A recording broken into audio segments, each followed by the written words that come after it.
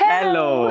Okay okay, അപ്പം കുറെ confusions ആയിട്ട് നിങ്ങൾ ഇരിക്കുകയാണെന്ന് ഞങ്ങൾക്ക് അറിയാം. അപ്പൊ നിങ്ങൾക്ക് വേണ്ടിയിട്ട് കുറച്ചൊരു ടെൻഷൻ ഫ്രീ ആക്കാൻ വേണ്ടിയിട്ടാണ് ഞങ്ങൾ രണ്ടുപേരും ഇവിടെ വന്നിരിക്കുന്നത്. കുറച്ച് എസ്സേ കുറിച്ച് ഞങ്ങളൊരു അനാലിസിസിൽ ഞങ്ങൾ ഒരു പ്രഡിക്ഷൻ എന്ന് പറയാം, എങ്ങനെയാണെങ്കിലും നിങ്ങൾക്ക് പറയാം. പക്ഷെ ഞങ്ങൾ ഒന്ന് കഴിഞ്ഞ പ്രീവിയസ് ക്വസ്റ്റ്യൻസും ബാക്കിയുള്ള കാര്യങ്ങളൊക്കെ ഒന്ന് റെഫർ ചെയ്തപ്പോൾ 3 ഇമ്പോർട്ടന്റ് ആയിട്ടുള്ള ചാപ്റ്റേഴ്സ് നിന്നാണ് നിങ്ങൾക്ക് ക്വസ്റ്റ്യൻസ് വരിക എന്ന് മനസ്സിലായിട്ടുണ്ട്. ഫോർ എസ്സേസ് ഏറ്റവും വെയിറ്റേജ് കൂടിയത് ഈ ചാപ്റ്റേഴ്സ് ആണ്. അപ്പൊ നമുക്ക് അതിൽ നിന്ന് നമുക്ക് എന്ത് ചെയ്യാം, എക്സ്പെക്ട് ചെയ്യാം.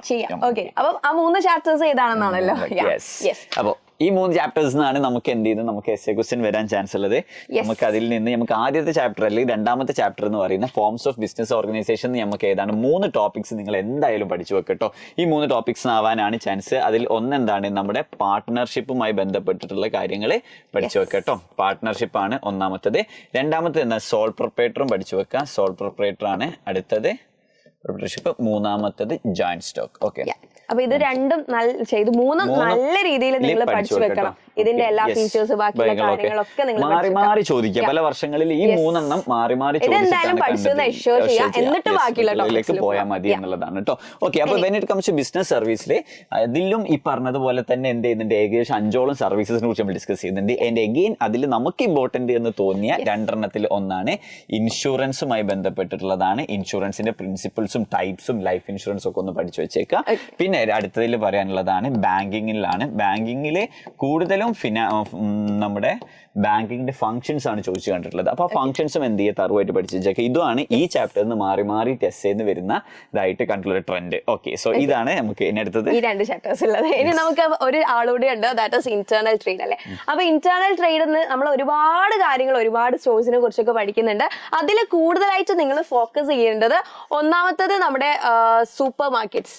ഓക്കെ, സൂപ്പർ മാർക്കറ്റ്, അതേപോലെ തന്നെ departmental store, departmental and multiple shops.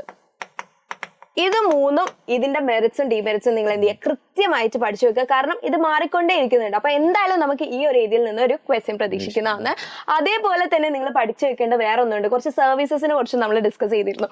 അത് ആരുടെയൊക്കെയാണ്, മാനുഫാക്ചറിന്റെ സർവീസസ് എന്താണെന്നും അതേപോലെ തന്നെ നമ്മുടെ റീറ്റെയിലേഴ്സിന്റെ സർവീസസും.